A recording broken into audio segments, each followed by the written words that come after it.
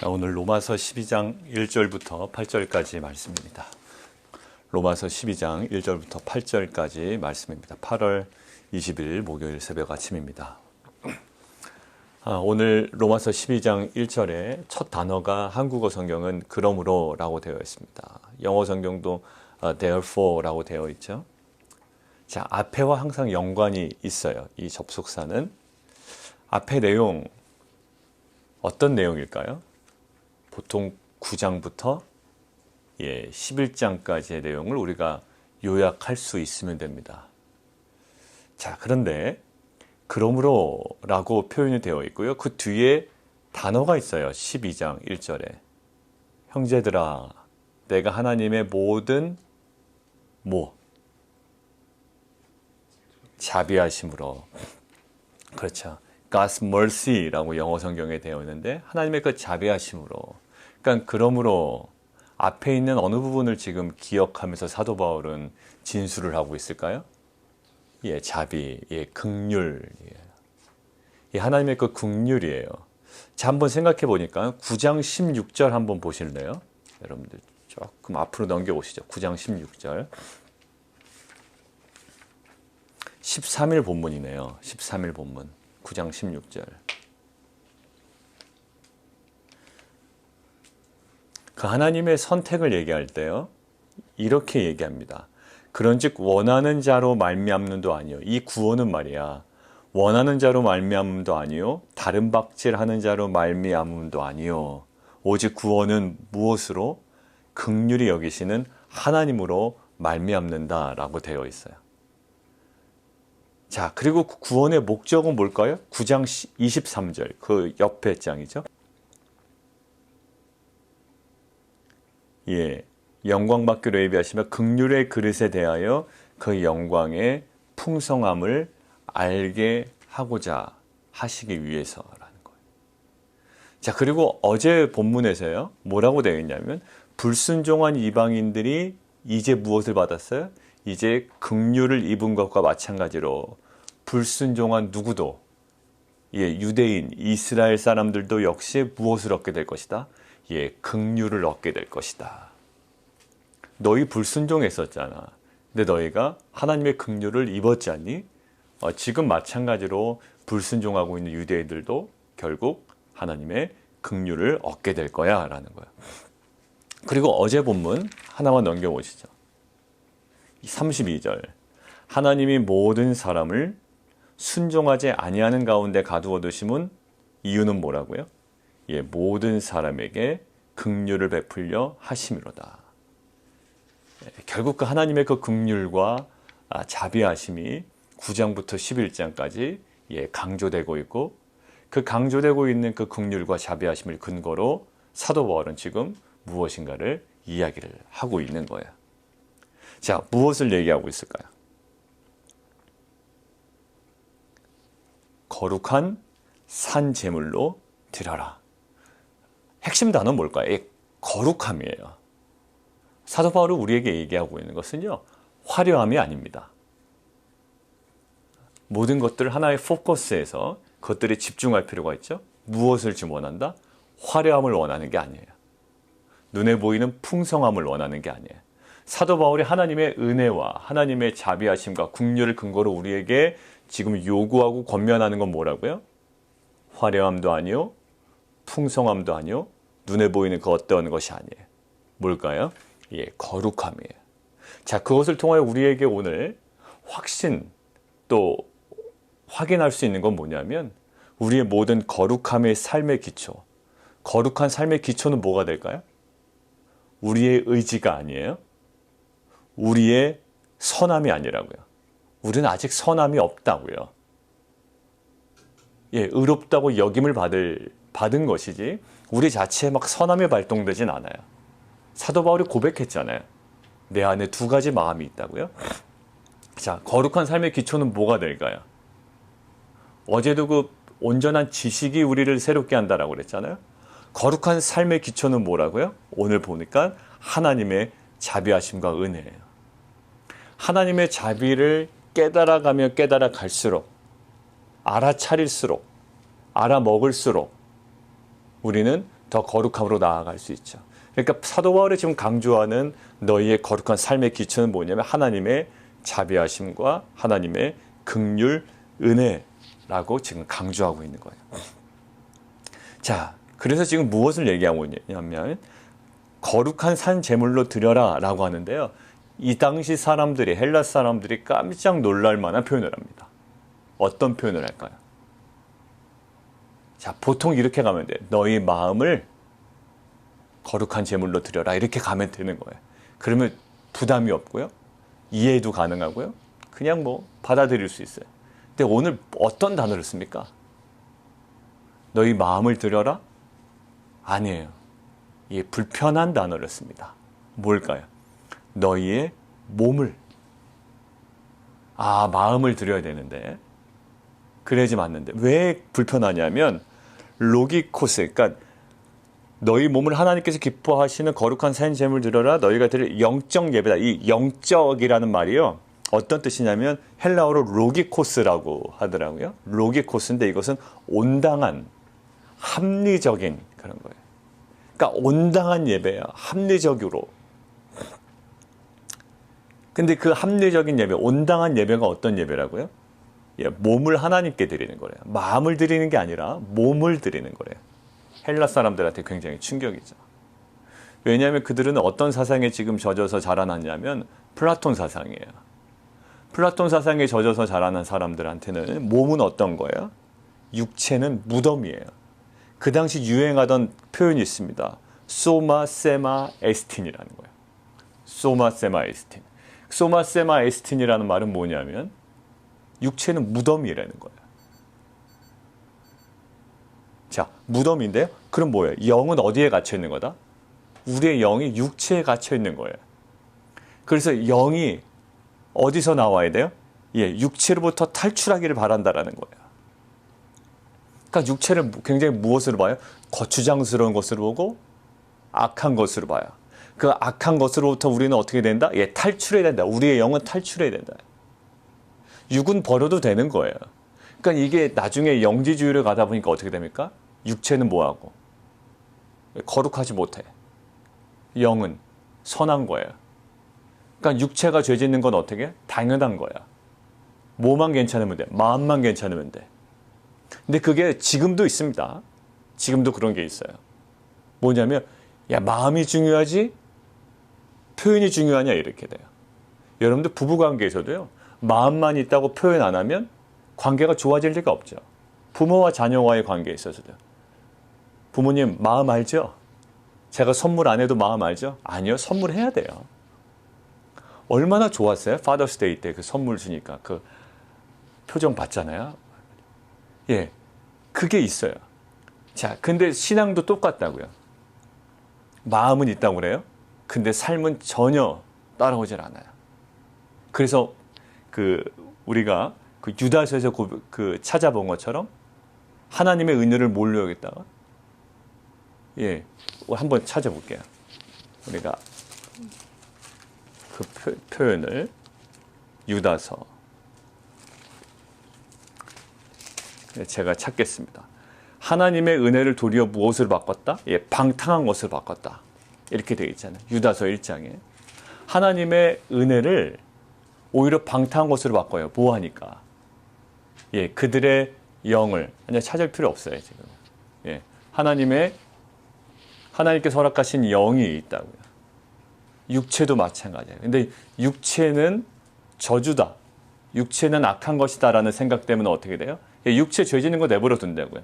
예, 우리가 마음으로 믿어 의에 이르고 입으로 신하에 구원받아 마음이 중요한 거야. 육체 괜찮아 라는 거예요. 오히려 하나님의 그러한 은혜를 무엇으로? 예, 방탕한 것으로 바꿨대요. 자, 그러니 오늘 갑자기 뭐라고요?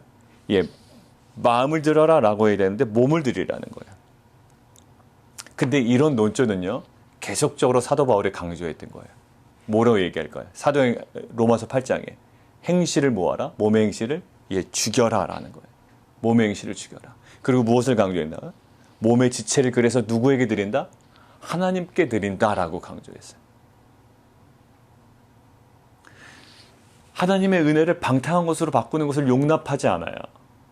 몸은 악한 것이니 원래 죄질 수밖에 없는 것이니 그걸 내버려두라. 마음이 중요하다 이렇게 얘기하잖아요. 육체 행실을 죽이라고 하고요. 너희의 과소비를 죽이라고 하고요. 너희의 그 몰래 하는 그 음행을 죽이라고 하고요. 그거 내버려도 그래 나도 그래는 하나님을 믿으니까. 아니요, 그거 용납하지 않아요. 자기중심적인 행동, 과소비, 음행,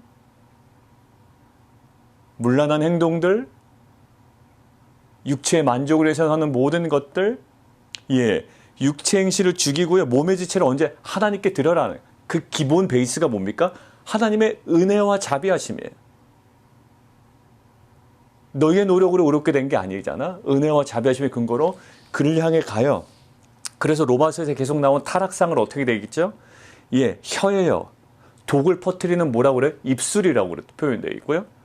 피 흘리는데 빠른 발, 그리고 하나님으로부터 멀어져 있는 눈, 그 다 육체와 관련되어 있어요. 독을 퍼뜨리고요. 그 다음에 피를 흘리는데 굉장히 빨라 있는 발이에요. 죄를 지는 데는 굉장히 빨라요. 근데 예배 드리는 데는 어기적거린다고. 근데 말은 뭐라고 얘기해요? 그래도 나는 하나님을 떠난 적이 없다라는 거예요. 여러분들 그런 영적 모순은 없다라는 거예요. 계속 매일 반복적인 습관적인 죄를 지면서 그래도 나는 주일마다 예배드려. 이런 건 없다는 거예요. 그래서 사도 바울은 뭘 얘기했죠? 불의의 병기와 의의 병기로 나눠요. 그걸 뭐라고 했을까요? 결국 의의 병기로 변화될 때 입술은 무엇을 얘기하고 진리를 얘기하고, 그리고 혀는요. 혀는 예전에는 사람들을 죽이는 혀였다면 지금은 사람들을 치유하고, 발은 하나님의 길에 빠르게 된단 말이에요. 이제는 공동체가 산산조각 나고 아이들의 마음이 막 부셔지고 무너지고 이랬다면 그 말 한마디 한마디를 통해서 치유가 일어나요.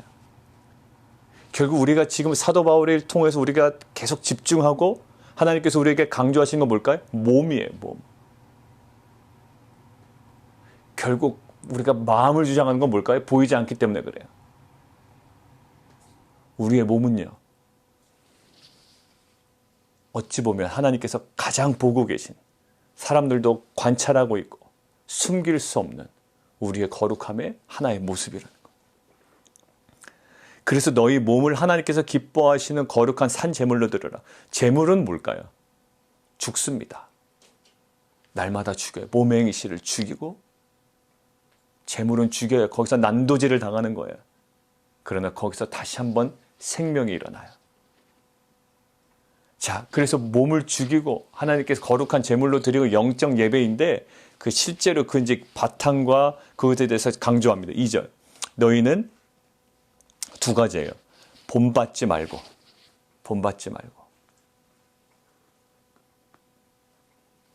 대응되는 말이 뭘까요? 변화를 받아라. 본받는 것과 변화를 받아라. 이 두 가지의 동사의 실은 차이점은 없어요. 두 개 다 같은 의미로 사용되기도 합니다. 그러나 오늘 본문에서는 차이를 두고 얘기했다고요? 자, 본받지 말라. 비슷해 보여요. 하나는 본받는 거고 하나는 변화돼요. 근데 본받는 거는 무엇을? 이 세상을, 이 세대를, 이 금세를 본받지 말라. 이 세상을 본받지 말라. 진짜 어느 쪽을 따라가게 되겠어요? 우리의 삶은. 이 두 동사가 같은 의미로 쓰인다고 그랬죠. 본받지 말라라는 거. 어떤 우리에게 모델이 필요하다라는 거예요. 근데 결국 본받는 것으로 가는 것이 아니라 변화를 받는 거예요. 우리는 무작정 좋아 보이는 것을 따라가는 것이 아니라 아무런 생각 없이, 아무런 의미 없이 눈에 보이는 대로 따라가고 본받는 자들이 아니라 우리의 내면이 어떻게 되는 거죠? 변화되는 거예요.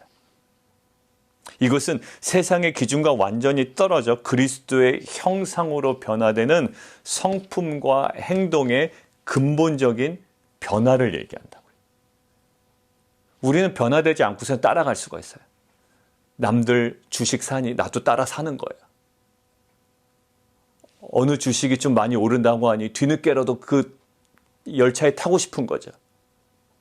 이 비즈니스가 좋다고 하니 그 비즈니스 한번 해보고 싶은 거예요. 이 대학을 보낼 수 있다고 하니 이 학원에도 보내는 거예요. 그냥 좋다는 거, 몸에 좋다는 거, 아이들에게 좋다는 거, 교육에 좋다는 거, 사업에 좋다는 거, 그냥 본받는 거에 가요. 그냥 따라가는 인생이에요. 여러분들, 우리의 인생은 어떻게 될까요? 따라가는 인생이 아니라, 단순히 본받는 인생이 아니라, 단순히 어떤 것을 동경하는 인생이 아니라, 상황이 어찌하든지 우리의 내면이 변화되는 인생이라고요. 우리의 행동과 우리의 사고방식이 그리스도의 성품으로 근본적으로 변화되는 것이 우리 신자의 영광스러운 삶인 줄 믿습니다. 그래서 결국 우리가 원하는 것은요, 이 세대인지 아니면 하나님의 뜻인지, 거기 보세요. 이 세대를 본받지 말고 하나님의 뜻이 무엇인지 분별하라. 너 왜 결정했니? 사람들이 다 좋아 보이던데요. 세대를 본받는 거겠죠. 너 왜 그 전공을 선택했니? 그 전공을 선택하면 재정적으로 어려움은 없겠더라고요. 근데 우리에게 더 중요한 건 그것이 좋아 보여서 결정한 것이 아니라 각자에게 주신 하나님의 뜻이에요. 그러니까 우리의 싸움은, 우리의 내면의 싸움은 뭘까요? 이 세대냐 아니면 하나님의 뜻이냐예요. 자, 그래서 레위기 18장에는 이렇게 기록되어 있습니다. 여러분들 찾지 마시고 제가 읽겠습니다. 레위기 18장 3절에서 4절 보면, 너희는 너희가 거주하던 애굽 땅의 풍속을 따르지 말아라. 이 세대를 본받지 말아라 라는 구약 버전이에요. 너희는 너희가 거주하던 애굽 땅의 풍속을 따르지 말아라. 애굽 땅에서 안 사는데요, 지금? 아니, 너희 정신은, 너희 생각은, 너희 마인드는 영향받고 있어. 목사님, 저는 주일마다 와서 목사님 말씀 듣고 하나님 음성 듣고 큐티하는데요. 아니, 그렇게 출애굽했어도 너는 지금 계속 애굽의 영향을 받고 있어 라는 거예요. 이 세대의 영향을 받고 있어. 그러니까 이 치열한 영적 전투가 우리 안에 있는 거예요. 이 세대냐 아니면 하나님의 뜻이냐. 오늘 우리가 결정할 때, 여러분들이 진로를 결정하고 비즈니스와 직장 가운데 어떤 일을 결정할 때 우리는 뭐예요? 주식을 사고 파느냐라는 결정도 여러분들 하잖아요. 이것이 세대, 이 문화, 흐름 때문에 가는 것, 본받는 것인지 아니면 하나님 뜻 가운데 있는 것인지. 너희는 너희가 거주하던 애굽 땅의 풍속을 따르지 말며 내가 너희를 인도할, 앞으로 들어갈 가나안 땅의 풍속과 규례도 행하지 말고. 이거 뭐야? 애굽의 풍속 따르지 말고 이제는 가나안 땅의 풍속을 따라라 갈 줄 알았는데 가나안의 풍속 따르지 말고요. 여러분들 어디서 이동하는 게 아닙니다. 한국 버전이 있고 미국 버전이 있는데 한국 버전을 버리고 미국 버전, 아니면 미국 버전을 버리고 한국 버전, 이게 아니라 우리 믿는 자에게는 한 가지 있어. 4절. 너희는 내 법도를 따르며 내 규례를 지켜 그대로 행하라. 나는 너희의 하나님 여호와시니라. 우리가 딱 붙잡고 가야 될 것은 딱 한 가지예요. 뭘까요? 미국의 기준도 아니고요. 한국의 기준도 아니고요. 세대의 기준이요. K-팝 기준도 아니고요. 세상의 흐름의 기준도 아니에요. 오히려 믿는 자들은요, 세상의 흐름을 역류하는 자들이었다고요. 사람들이 미련하다고 얘기할 정도로 세상의 흐름이 있는데, 메인스트림이 있는데 그 메인스트림을 거슬러 올라갔던 자들이 바로 기독교인들이었어요. 이 세대를 뭐하라? 본받지 말라라는 거예요. 우리는 세대의 흐름을 잘 타는 사람들을 아주 그냥 현명한 그리스도인이라고 칭송할 때가 가끔 있습니다. 세상적으로도 잘 나가고 세상의 모든 흐름들을 잘 읽고 거기에 편승하여 세상의 모든 부귀영화를 잘 누리는 것이 하나님의 은혜인 것처럼 얘기해요. 그러나 십자가의 길은 그렇지 않아요. 십자가는요, 세상의 흐름에 편승된 길이 아니었고요, 세상의 흐름을 역류하는 길이었어요. 그래서 사람들이 거기서 다 걸려 넘어졌다고요. 그러나 결국 그 세상의 흐름을 역류하는 십자가가 누구의 뜻이었을까요? 하나님의 뜻이었다고요. 오늘 우리가 분명하게 잡고 가야 되는 것이 있어요. 우리가 어떤 흐름 속에 있는가? 십자가의 그 복음의 흐름 속에 있는지, 아니면 우리가 세상의 흐름 속에 있는지, 세상과 우리는 컨플릭이 생기고 있는지, 세상과 너무 사이가 좋은지. 세상과 불편함이 없다면 조금은 문제가 있는 거예요. 사도 바울은 항상 세상과 불편함이 있었습니다. 사도행전 보시잖아요. 회당과 불편함이 있었고 유대인들과 불편함이 있었고, 그게 인간관계 문제일까요? 아니요. 사도 바울의 인간관계 문제가 아니라 그가 복음 안에 있다라는 분명한 증거였다고요. 근데 우리는 어떻게 해서든지 세상과 관계가 좋으려고 노력하고 애쓰죠. 예, 아니에요. 우리는 원래 그렇게 태어난 사람들이 아니고요. 그렇게 생겨먹은 사람들이 아니에요. 결국 어떻게 돼요? 결국 이 땅에서의 불가피한 소동은 일어나는 거예요. 그래서 사도행전에 뭐가 있었을까요? 계속 소동이 일어납니다. 에베소에서도 소동이 일어나고요. 고린도에서도 소동이 일어나고요. 비시디에 안디옥에서 소동이 일어나고요. 루스드라에서는 돌 맞아 죽을 뻔하고요. 예, 빌립보에서는 감옥에도 갇히기도 하고요. 그런 사도 바울은 그것에 대해서 무엇으로 인식하고 있나요? 예, 영광스러운 사도의 모습으로 생각하고 있다. 이 세대를 본받지 말고 우리는 뭐 어떻게 돼? 내면이 변화되어야 되는 거예요. 오늘도 우리는 본받는 자가 아니라 그냥 겨우겨우 본받는 자가 아니라 이 세대 가운데 우리 내면이 변화되는 그런 거룩한 부르심, 이 복음의 공동체로 날마다 새롭게 되는 은혜가 있기를 원합니다. 자, 시간이 많이 갔지만 잠깐 언급을 하죠. 3절 보시면 내게 주신 은혜로 말미암아, 자, 그래서 그 은혜로 말미암아 1절 뭐였죠? 모든 자비하심으로 너희를 권하노니. 결국 이 은혜와 자비하심과 긍휼은요, 사도 바울의 권면과 사역의 가장 중요한 근간이 됐어요. 그러니까 보통 이러죠. 사람들이 많이 변한 걸 볼 때, 야, 참 은혜가 있네 라고 하잖아요. 그게 맞는 것 같아요. 야, 쟤 결심 대단히 했나 보다. 이게 아니라요, 느껴지는 거예요. 뭔가 부드럽지만 꾸준함이 있고 끈질김이 있고 지속하는 뭔가 힘이 있어요. 그러나 남을 정죄하진 않아. 남을 판단하진 않아. 자기 갈 길을 가는 거예요. 주신 소명 온전히 감당하면서 부드러움 속에 강함이 느껴지고요. 그게 뭘까요? 안에 뭐가 있어요? 은혜가 있기 때문에. 헌신을 합니다. 헌신하는 자들은 누가 헌신할까요? 돈 많은 자가 헌신할까요? 시간 많은 자가 헌신할까요? 아니요. 헌신하는 자들은요, 은혜 받은 자가 헌신합니다. 그것들은 정답인 것 같아요. 돈 있는 자와 시간 있는 자는 헌신의 흉내는 낼 수가 있어요. 왜? 바나바가 물건을 팔아서, 자기 소유를 팔아서 사도들 발 앞에 두니까 사람들이 많이 인정을 해줍니다. 그러니까 마음의 변화는 없이요, 은혜는 없이 뭐라 그러죠? 시기심이 발동해서 아나니아와 삽비라가 5장에서, 사도행전 5장에서 자기도 팔아서 얼마는 감추고 얼마를 내잖아요. 예, 이걸 헌신이라고 할 수 있잖아요. 외부 사람들이 보기에. 그 내막을 잘 모르는 사람들 보기에는 헌신처럼 보여요. 그러나 그 헌신은 뭐예요?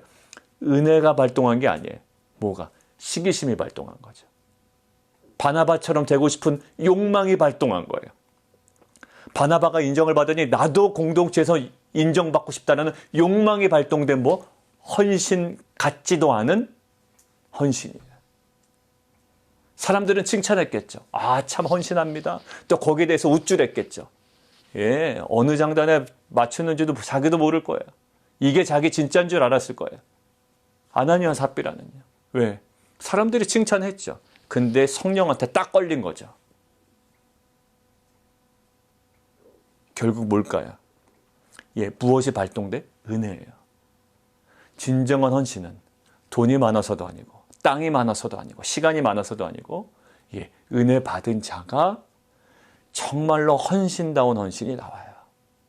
그러니까 결국 은혜로 말미암아 너희에게 말하노니, 너희 돈 있는 것 아니까 내가 말한다가 아니고, 너희가 시간이 많은 것 알아, 너희가 여유 있는 것 알아, 내가 너희에게 권한다라가 아니라, 내가 은혜로 말미암아 너희에게 원한다, 권한다. 뭘 얘기해요? 이겁니다.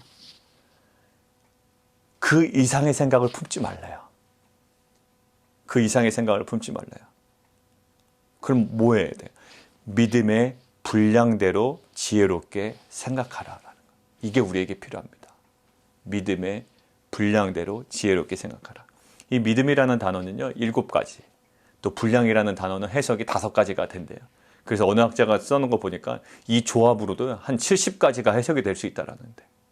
예, 그런데도 불구하고 지금 믿음의 분량대로 지혜롭게 생각하라. 앞에 거와 연관지어서 그 이상의 생각을 품지 말라라는 거예요.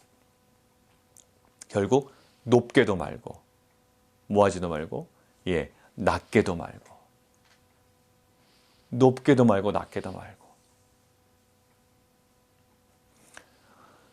마땅히 생각할 그 이상의 생각을 품지 말고, 오직 하나님께서 각 사람에게 나누어 주신 믿음의 분량대로 지혜롭게 생각하라. 그 분량대로 생각하라는 것은 결국 무엇을 발견하는 걸까요? 하나님의 뜻을 발견하는 거예요. 하나님의 계획을. 여기까지, 그러면 거기까지예요. 내가 더 할 수 있고 답답해 보이고 아무리 그래도 선을 넘지는 말아야 돼요. 선을 넘었다가 망한 자들 많이 봤어요. 사울 왕도 그랬고요. 우시야 왕은 우리가 아주 선 넘은 자의 대표적인 인물이었습니다. 하심탐사할 때. 제사장이 하는 거예요. 그에게 준 분량이 아니라고요. 그런데 그 향단을 붙잡죠? 문둥병이 걸립니다. 그리고 끝까지 문둥병이 회복되지 않아요. 높게도 말고 낮게도 말고 무엇만 발견하면 돼요. 우시야 왕은 하나님의 뜻, 자신의 인생을 향한 왕으로서 자신을 향한 하나님의 뜻을 분별하여 거기에 보조를 맞춰야 돼요. 넘나드는 거는 위험해요. 자녀도 부모의 선을 넘어서는 안 되고요. 각자에게 주신 그 라인이 있다고요. 자, 보세요. 자, 그러면서 4절부터 뭘 얘기하나요? 은사에 관해서 얘기합니다. 무엇을 강조하면서? 우리는 한 지체다라는 것이 강조돼요. 에베소서만큼 강조되진 않지만 그리스도 안에서 한 몸이 되었다. 5절에 나와 있어요. 근데 한 몸에 지체를 갖는 모든 지체가 많은 기능을 가졌다는 은사에 관해서. 자, 그런데요. 오늘 이제 결론으로 갑니다. 은사의 근원도 오늘 뭐라고 강조합니까? 6절 보세요. 우리에게 주신 뭐대로? 은혜대로. 은사의 근원도 뭐냐? 내가 잘났니? 몰랐니? 내가 좀 지적으로 뛰어나니까 하나님께서 지식의 은사를 주셨니? 제발 그런 소리 하지 말라라는 거예요. 나는 그동안에 공부를 많이 했으니 그래서 아니 공부를 많이 해서 나에게 주어진 그게 무슨 은사예요. 자기가 노력한 거죠. 은사는 아니에요. 은사는 자랑하지 못하는 거예요. 은사는 뭐예요? 은혜대로. 누가? 내가 발견한 게 아니라 뭐예요? 우리에게 주신 은혜대로. 이거 명확하게 해야 됩니다. 이게 우월감에 빠지는 자들이 많아요. 나는 원래부터 좀 아카데믹한 사람이야. 나는 가르치는 데는 좀 은사가 있고 학교를 좀 내가 다녔고 내가 공부 좀 했거든. 이런 일이 어디 있어요? 사람들 주변에 듣는 사람들 마음 불편하게. 그런 건 없어요. 저는요. 학벌과 상관없이 굉장히 지혜롭고 또 하는 가르치는 거 뭔가 말 한마디가 어떤 사람 되게 드라이하다고요. 근데 어떤 사람은 한마디 한마디가 막 심장에 박힌다고요. 여러분들 그게 공부를 많이 해서 됩니까? 자기가 관심 있다고 됩니까? 아니에요. 은사예요. 내가 보기엔 참 은사가 있는 거야. 그분은. 한마디를 해도 기도를 해도 사람과 대화를 해도 무엇에 근거했다? 잘나서 된 게 아니라 받은 은사가 있고요. 주신 분이 있다라는 거예요. 그러니까 은혜대로. 결국 은사의 근원이 뭐다? 오늘 계속입니다. 자비하심으로 은혜로 말미암아 오늘 또 은혜대로 받은 은사. 은사의 근원은 하나님의 은혜예요. 그러니까 뭐 하지 말. 구원 받을 때 우리가 자랑합니까? 구원 받았다고 막 자랑하고 다녀요. 내가 그럴 만한 해서 받았어. 너는 그렇지 못해. 바보 같은 일이잖아요. 은사도 은혜대로예요. 자, 그리고 은사의 목적이 뭘까요? 몸을 세우는 거예요. 몸을 세우는 거예요. 자, 그래서 결국 예언이면 믿음의 분수대로 기독교 믿음과 모순되면 안 돼요. 기독교의 믿음과 합의해서 그러니까 결국 기독교 믿음과 맞는 예언이 나와야 된다는 거예요. 선을 넘죠. 예언하는 사람들이. 그리고 그 예언하는 분들에게 기도받고 왔다고 그래서 막 자랑하고 다니시는 분들 제가 봤어요. 정말 너무 참 천연덕스럽게 와서 얘기하더라고요. 나 예언받고 왔다고. 아주 개인적인 예언. 공동체를 세우는 것도 아니고. 아직까지도 이루어지지 않았고요. 오히려 입이 쑥 들어갔습니다. 여러분들 우리의 욕망과 결탁된 예언은요. 우상숭배의 완전 끝으로 가는 거예요. 내 사업이 어떻게 될 것이고 내 자녀 어떻게 될 것이고, 거부가 될 것이고. 여러분들, 우리의 욕망과 결탁된 예언이 얼마나 썩어지는 건지 몰라요. 뭐에? 믿음의 분수대로. 기독교 믿음과 떨어지면 안 된다고요. 말은 십자가 복음 얘기해놓고서 막 예언받고 왔다는데 막 세상 막 온갖 화려한 거 다 얘기한다고요. 섬기는 이면 섬기는 일로, 가르치면 가르치는 일로, 위로하는 자는 위로하는 일로, 구제하는 자는 어떻게 하라고요? 예, 성실함으로. 어떻게 하니까? 인색하지 않도록 관대합니다라는 뜻이에요. 그 다스린 자는 부지런함으로, 긍휼을 베푼 자는 어떻게? 예, 즐거움으로 하지. 우리에게 필요한 게 뭘까요? 오늘 없는 것들을 좀 찾아보세요. 뭔가 구제하는데 인색하게 했어요. 만약에 사람들 눈앞에 보일 때는 굉장히 잘했다고요. 그리고 자신이 그것들 강조했다고. 자기는 구제도 잘하고 남들 도와주고 이웃들 잘 섬겨. 근데 마음속엔 인색하고요. 대상을 자기가 정했고요. 이 모든 것들이 있어요. 관대하지 않았고. 다스린 자는 성과는 있을지 모르지만 우리가 부지런하지 않았다면. 긍휼을 베풀었지만 뭔가 계속 즐거움은 없었어요. 그러니까 우리 안에 필요한 것이 무엇인지 오늘 봤으면 좋겠어요. 자, 제가 자꾸선 몇 가지만 찾고 오늘 기도하겠습니다. 제가 에베소서 4장을 오늘 보겠는데 이거와 관련돼서 좀 정리할 것이 있어요. 에베소서 4장 12절 제가 읽겠습니다. 찾지 마세요. 에베소서 4장 12절. 이는 성도를 온전하게 하여 봉사일을 하게 하며 그리스도의 몸을 세우려 합니다. 이게 은사의 특징, 목적이에요. 그리스도의 몸을 세우려 합니다. 그 다음에 고린도 전서 제가 보겠습니다. 14장 12절.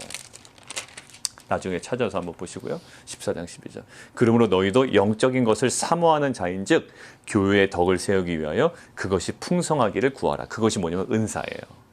뭐를 세우기 위하여? 교회의 덕을 세우기 위하여. 분명한 거 알아두세요. 은사하고 막 예언받고 이랬는데 막 개인적인 어떤 욕망이 막 분출되는 통로로 삼지 마시고요. 교회예요. 하나님의 나라예요. 하나님의 나라는 하나님의 구속사와 연결되어 있어요.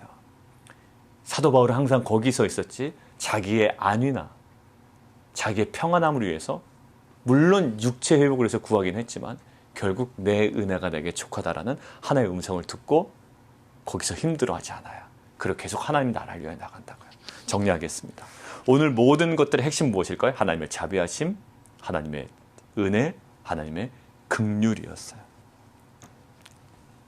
결국 우리가 오늘 기도해야 될 것은 이겁니다. 본받지 말고 변화를 받아야. 그리고 이 상응하는 것은 이 세대이냐 하나님의 뜻이냐예요.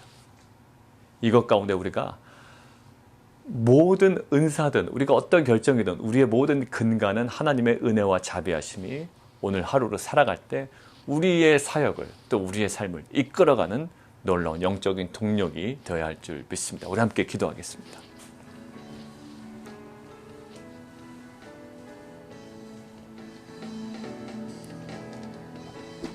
마음을 들어라 이렇게 하면 가장 편할 거예요. 그 당시 사람들에게. 근데 몸을 거룩한 산 제물로 드려라. 결국 몸을 죽이라는 거죠. 행실을 죽이는 거예요. 그리고 몸의 지체를 하나님께 드리는 겁니다.